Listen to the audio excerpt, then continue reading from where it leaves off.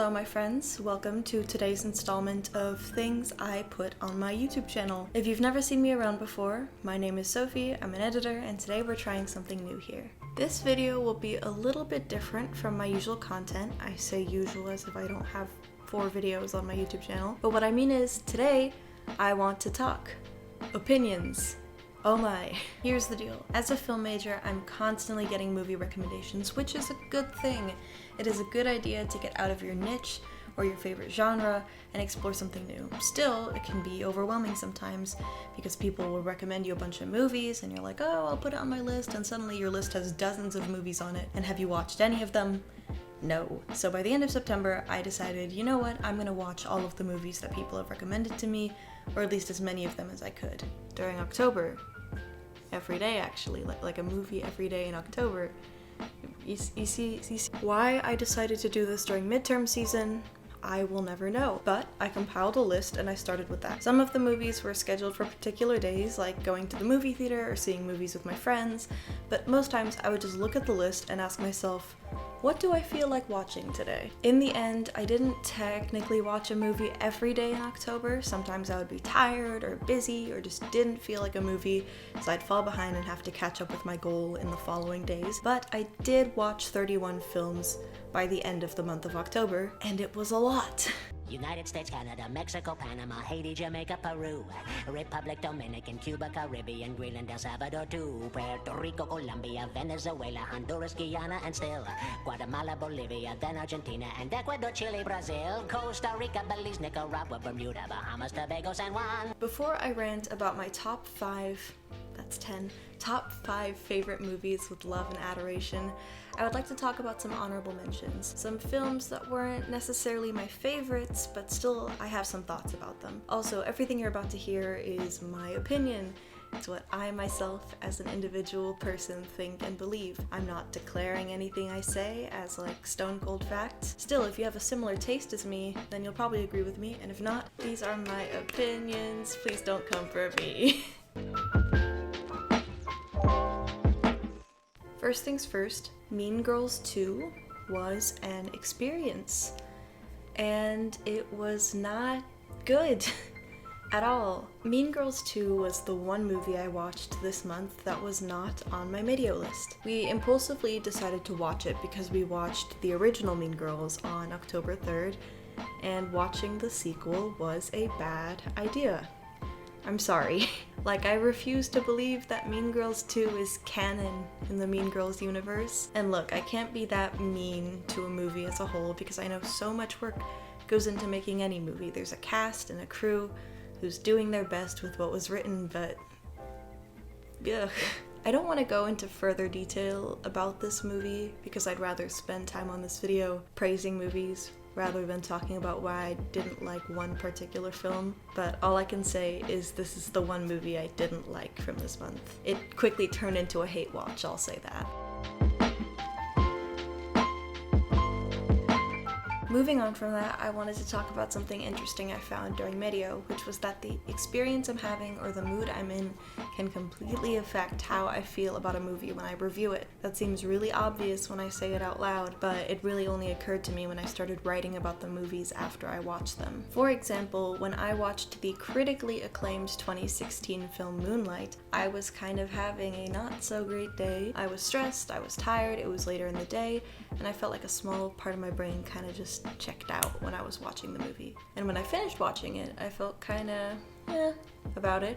And it wasn't until a week or two later where I was like, wow, that was really good. In fact, I kind of want to rewatch Moonlight now when I get the chance because I feel like it really deserves a fully attentive and awake and present brain watching it, you know what I mean? The same thing happened when I watched Halloween Kills. I had quite a great time with that movie. I watched it with my best friend. I actually watched it a couple days ahead of the release date because of a screening by the National Association for Latino Independent Producers. Shout out to Nalib. So it was this whole thing at the Landmark in West Hollywood, so the popcorn was free, my friend was there, it was so fun. So walking out of that movie, I was convinced that Halloween Kills was outstanding. And once the high from that day wore off, and I thought about the film in a little more depth, okay, I don't dislike it, it just wasn't outstanding, okay? That just goes to show that the mood you're in can completely affect your viewing experience.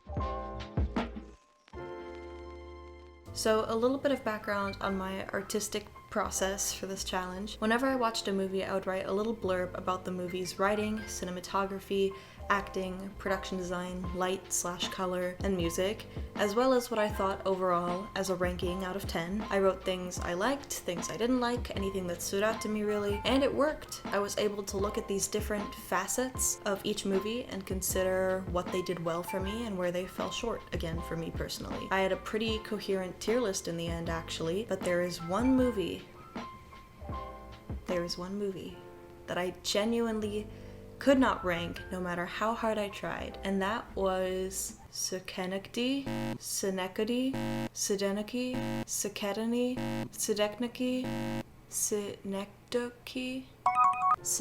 New York.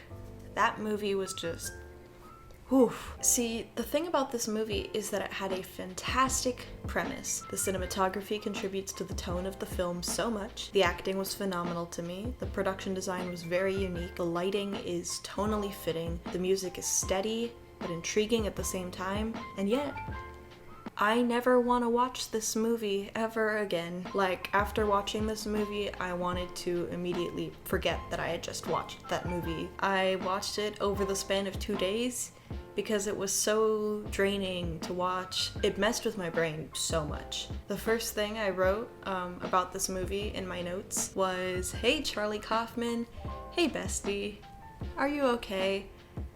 Like, actually, dude, like, seriously, are you?" I want to rant about this movie real quick, but I don't really know what counts as a spoiler in a movie like this. So if you're planning on seeing it and you want to go in completely blind, just click ahead to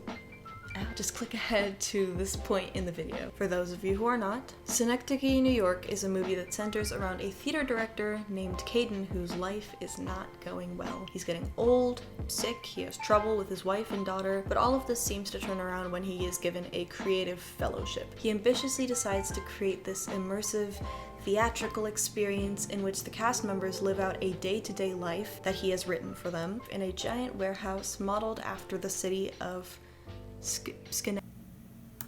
Schenectady. So he's developing this play as it's being rehearsed, and he can never seem to stick with a finalized concept for it. Years go by, like years and years and years, and he has this huge ensemble cast of people that live out everyday people's lives in this growing set of the city to the point where it gets really, really meta. For example, inside this warehouse that they're rehearsing in, there is a replica of the said warehouse. In fact, Caden, the director, casts an actor as himself in the play, and he later even casts this other dude to play Sammy, the guy who's playing Caden. And it goes on like that for decades of Caden's life, or 2 very long hours of mine. And I won't give away how it ends, but it's very depressing, like the whole movie, but the ending also. But it's also brilliant. Like, there are so many metaphors that I read about after I recovered from the initial viewing of this movie. So ultimately, Synecdoche, New York is the movie I have ever watched. Rated E for existentialism. Before moving on to my top 5, I would like to talk about a movie I saw in theaters and loved, which was Last Night in Soho. I highly recommend this movie for anyone who likes a good thriller. I've actually seen this movie get a more than fair amount of hate. I saw one particularly mean tweet that showed the ratings for Soho that were generally pretty positive and said, "Not sure how to square these numbers with the stone cold, undeniable fact that no actual living human likes this movie."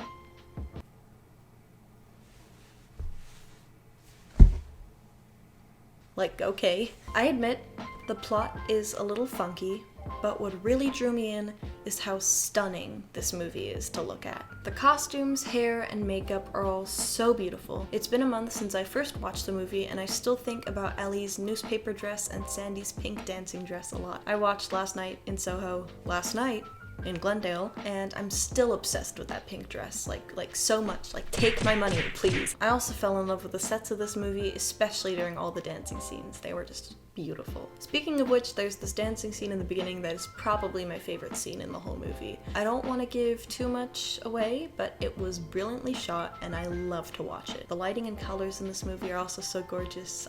I love vivid, bright lighting and colors. I'd highly recommend watching this movie in theaters if you can, because it's beautiful on a big screen. I honestly can't come up with reasons to not watch this movie, so if you liked Anya Taylor-Joy in The Queen's Gambit, or Thomasin McKenzie in Jojo Rabbit, or Matt Smith in The Crown, or Doctor Who, you'll like them in this movie quite a bit, I think. If you love the 60s aesthetic and 60s fashion, you'll like this movie. If you like bright colors and beautiful cinematography, you'll like this movie. It was a super unique experience, so nice I had to watch it twice, and although it's not in my top 5 necessarily, it was definitely very memorable.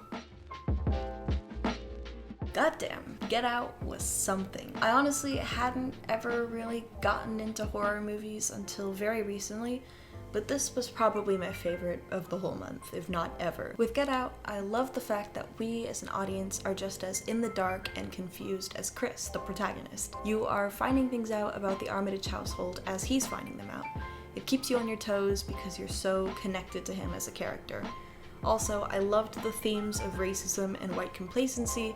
It was just incredible. I also loved the cinematography, especially those weird, deep, dark shots in the sunken place and that iconic close-up of Chris in the chair. I'm pretty sure I've seen that one shot showed to me in like most of my cinema classes. Daniel Kaluuya was excellent in general. He went from this cynical disbelief to sheer terror so seamlessly. It was awesome. The design of the house was haunting, and the different lighting choices completely added to that vibe. Like, there could be a scene where nothing scary was really happening, yet I would just be creeped out because there was an unidentifiable feeling that the lighting gave off. The soundtrack was also incredible. I loved the Swahili and blues influences in the score, particularly the chant in the main theme that translates to something along the lines of "listen to your ancestors," which serves as a warning before we even know that something's wrong. Overall, I loved the pacing, the commentary, and the cinematography. Instant pick for a top 5. Boy, did I love Knives Out. This was yet another thriller / mystery movie that a lot of people had recommended to me, and I'm so glad I finally watched it. The writing kept going in new directions, and I was invested from start to finish, which is a lot since I generally have a lot of trouble focusing during movies. The dialogue was hilarious, but it never seemed distasteful, and it all just comes together perfectly for me. Also, I love that the main character, Marta Cabrera, was a Latina immigrant woman, but that element of her identity wasn't like overused or tropey, you know? The cinematography was also stunning. Oh, the tasteful zooms, the slow push-ins. There are so many other shots that I'd love to discuss but can't without spoiling the movie. There's this one particular shot, I will not explain the context, that starts out with some sort of Steadicam or crane rig but transitions to handheld. I love that shot.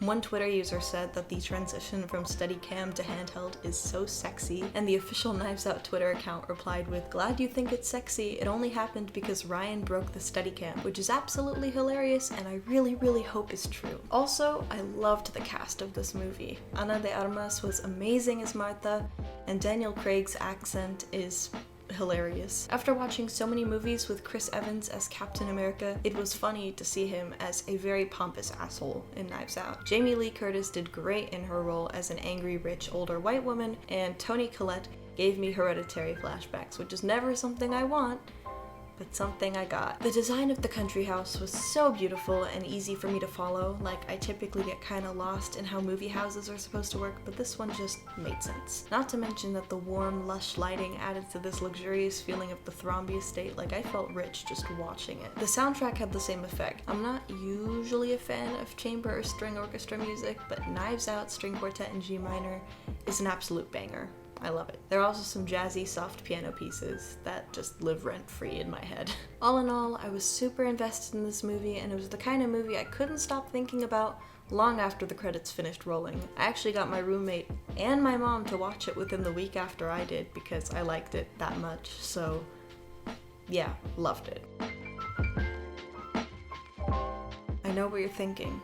Yes, it took me 5 entire years to get around to watching La La Land. And yes, I did learn how to play all of the La La Land soundtrack songs on piano without actually knowing anything about the movie itself. But I watched it now, and I think it deserved all the hype. I loved it. The plot seems so simple and true to real life, and yet it's so elaborate and bittersweet. I got so attached emotionally, and I felt my own heart break a little bit when the movie reminded me that life has its devastating moments and painful realities. Not everything gets to be in a colorful, perfectly choreographed La La Land. Man, I am really a sucker for those long tracking shots, and La La Land had lots of those. The fact that A Lovely Night is done in one take is just magic to me. Even the mere illusion of the single take for Another Day of Sun is magic to me. Like, damn. Also, there are these like whip pans, you know, during the jazz club scene. I loved those. Emma Stone is so good at pretending to be a mediocre actress that it's kind of concerning, but her facial expressions, Ryan Reynolds as well, they just hurt me so much in the best way possible. It's all in their eyes. I love it. In terms of production design, I loved it. Mia's maze of an apartment, the colorful jazz clubs, just stunning. I also love how much of the LA scenery I've been to. Like, it was cool to notice all these places being shot so beautifully in the city that I grew up in. The use of the colors in this movie is also excellent. Like, I love reading different interpretations on what the colors are supposed to signify. Now, the thing that really drew me to the movie was the music. I already loved a couple selections from the soundtrack long before I actually got around to watching the movie, but once I got to hear them all together, like in the context of the story, mwah, chef's kiss. Not only do I love all the fan favorites from the soundtrack, but I love the little instrumental bits in the score that happen in between the musical numbers, the little repetitions of the musical leitmotifs that happen throughout the film. So good.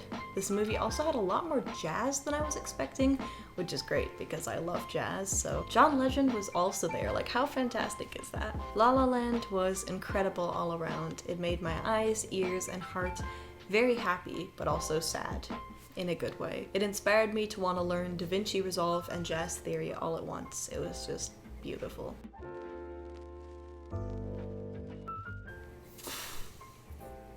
When I say that I loved Parasite, the plot is so captivating, the commentary was very thought-provoking. I watched it a second time, and I'm happy I did because it made me appreciate the themes of classism even more. The pacing was also whack. Like, the movie's first half plays a lot like a comedy until it doesn't. I loved the cinematography in this movie. Everything felt so particular and perfectly planned.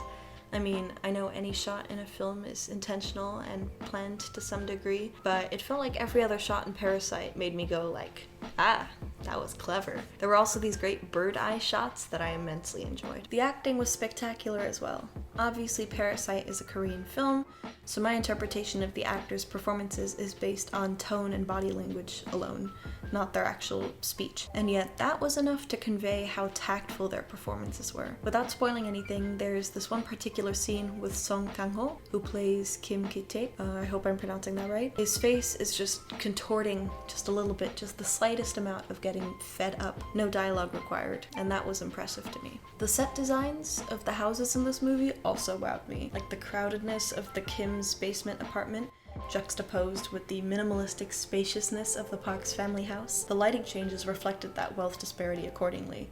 I really loved it. The classical music, just like that of Knives Out, was pleasing to listen to and similarly added to that wealthy, luxurious feel. There are also some pieces in that soundtrack that I honestly just vibe to because they are such beautiful compositions.